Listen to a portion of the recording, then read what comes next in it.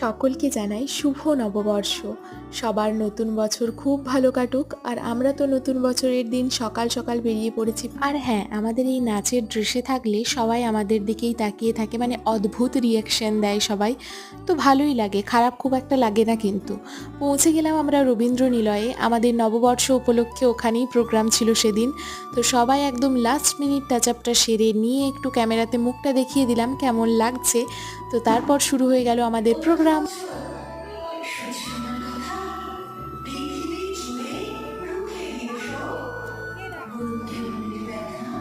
আজকের ভিডিওতে ম্যাডামকে একটু কমই দেখতে পেয়েছো তোমরা, কারণটা হলো আজকে আমাদের দুটো জায়গায় প্রোগ্রাম ছিল।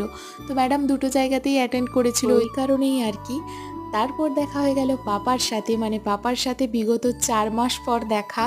ও থাকে বাইরে, ওই জন্য ওর সাথে সচরাচর দেখা হয় না। ভীষণ ভালো লাগলো, আর এভাবেই কাটলো আমার নববর্ষ।